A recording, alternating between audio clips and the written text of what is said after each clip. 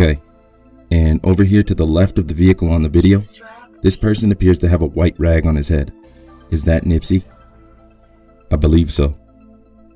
And the door of the vehicle is opening now, 140213. And tell me if that's you getting out of the passenger side of the vehicle. Yep. That's you? Yes, sir. Okay. Now, you testified that essentially up until the time of the shooting, you were in this area, the area that you're standing in now, close to the two white cars toward the front of the Marathon store, talking to Nipsey and some of the other guys who were around. Is that correct? Yes, sir.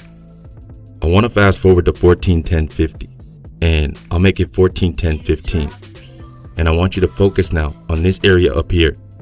Is that your back up against the white car as you described?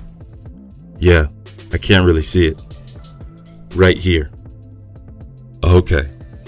Does that appear to be where you were leaning? Yeah.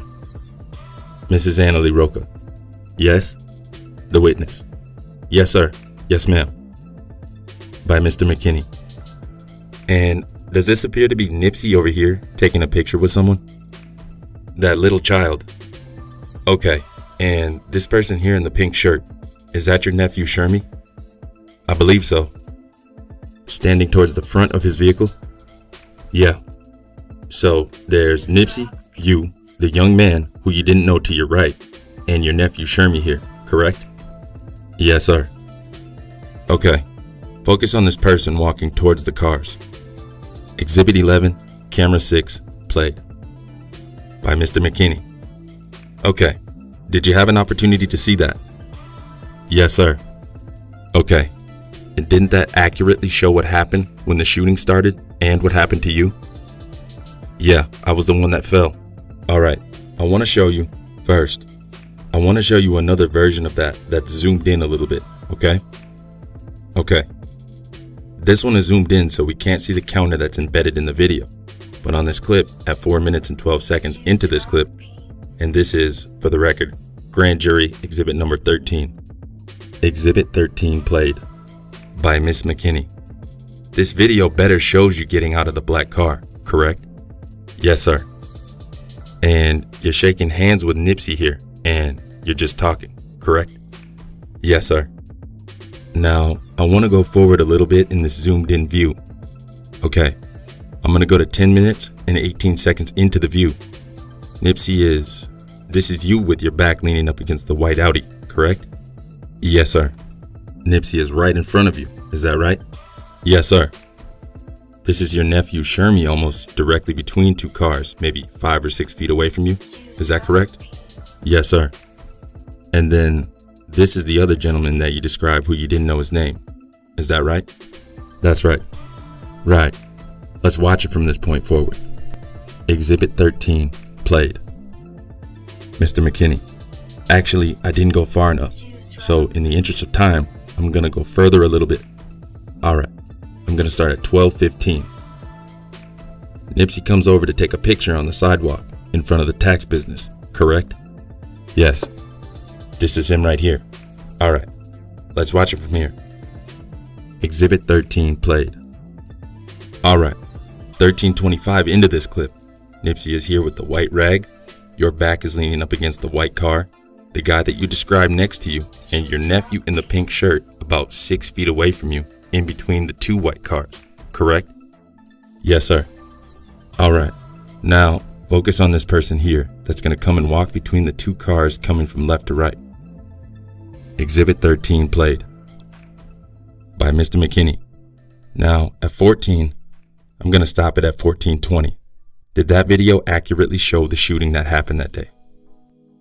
I had never seen it before, but yeah. You had never seen this video before, correct? Yes, sir. But in terms of what you saw on the video, did that accurately reflect what you saw and saw that day? Yes, sir. Okay, last couple questions for you. You made a number of statements about why you were at the store that day, correct? Yes, sir.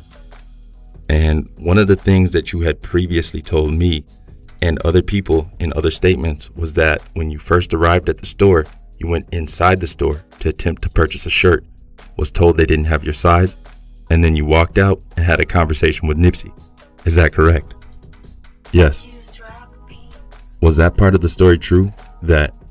Did you ever go into, listen to the question, did you ever go into the store that day? No.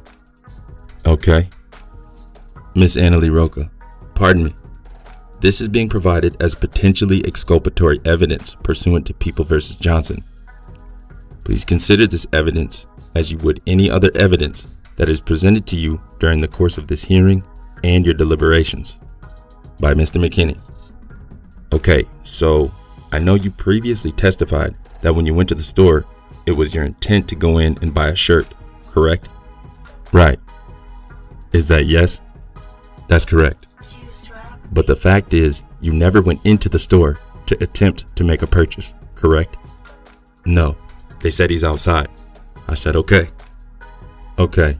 When you made those statements to me and to others in the past, that you actually went into the store, did you make that statement because you were afraid that if you admitted that you just went and only spoke to Nipsey, that it would somehow affect your parole status? I did. All right. Thank you. In addition to the conviction for murder that you previously testified about, you also, prior to that, had about 4 felony convictions for drug sales. Is that correct? I did. And that's just the way you were living your life at that time in your life. Is that correct? Yes, sir. All right. Thank you. Mr. McKinney, no further questions. Miss Annalie Roca, any questions for this witness from any grand jurors? Please raise your hands so the Sergeant at Arms can collect them. Mr. McKinney, while we're waiting for that question, may I ask another question? Miss Annalie Roca, yes. By Mr. McKinney, where's Shermy? The witness, probably at work. Okay, you guys currently live together? Yes, sir. And do you know whether he's aware that we were trying to get him to come into court and give testimony? Well, he says, you don't have to tell me what he says, but have efforts been made at your residence? Yes, to try to, yes, locate him. Yes. Okay, all right, thank you. Miss Annalie Roca, this is a grand juror question, but you previously answered this question when you were asked by Mr. McKinney. You did not see the shooter's face, correct? The witness, nope, I didn't. Mrs. Annalie Roca, okay. Any additional questions? There's a pause in the proceedings. Miss Annalie Roca, okay. This is a grand juror question, and it refers to your parole and maybe why your answers regarding what you did as soon as you arrived there was a little different. So, you were in prison for murder and you were released on parole, correct? The witness, yes, ma'am. And there are conditions of parole when you're released out on parole, correct? Yes, ma'am. And sometimes part of the condition of parole is that you do not congregate or associate with known gang members. Is that correct? Correct. Was that the condition that you were concerned about, or was there another condition? That was the condition, because they said he's not like that at all over the community before this happened.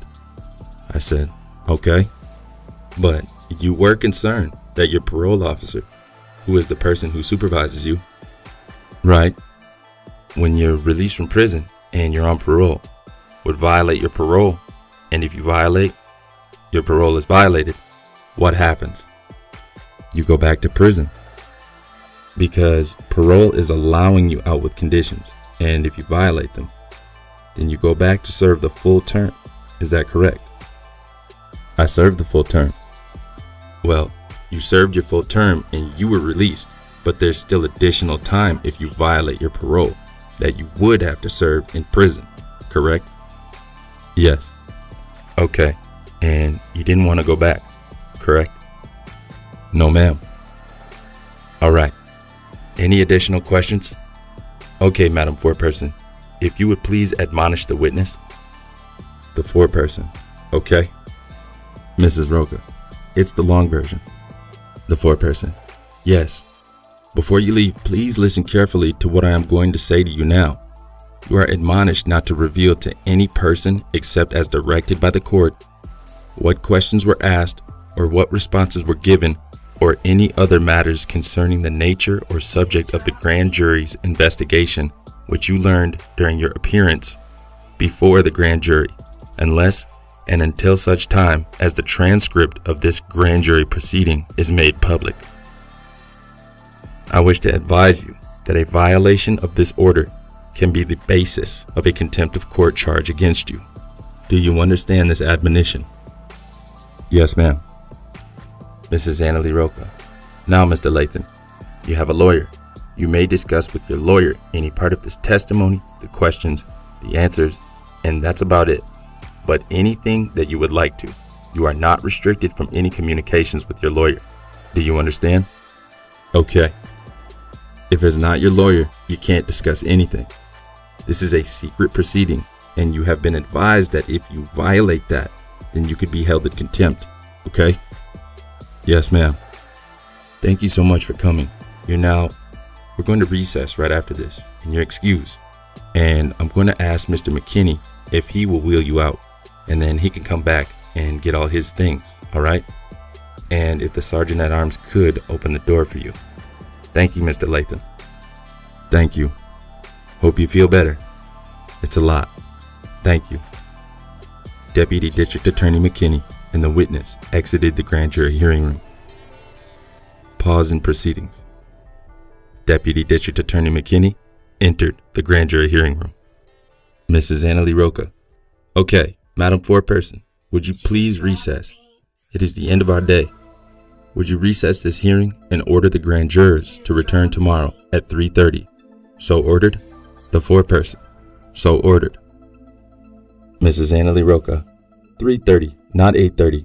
No, actually though, there's one thing I need to put on the record. So the grand jurors are advised that the foreperson's statement is not evidence and must not be considered as evidence. And when we took one of our earlier breaks, I was approached by a juror who started to ask a question regarding the foreperson's statement, and I stopped her from saying anything further, and I did advise her that the foreperson's statement is not evidence and is not to be considered as evidence, just as the opening statement was, and that will also include at the end of the case the closing statement. So those are not evidence and are not to be considered as evidence. Okay, so now, Madam Foreperson, would you please recess this hearing? Order the grand jurors to return tomorrow. I think it would be better if they come at 8:30 in the morning. The foreperson. Okay. Mrs. Annalie Roca.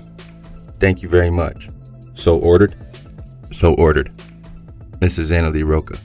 Grand jurors are admonished and advised not to discuss this matter or form any opinion until such time as it is given to you for deliberations. Thank you. We are in recess, and I will escort the DA from the hearing room. At 3:29 p.m., the matter was continued to Tuesday, May 7th, 2019 at 9 a.m.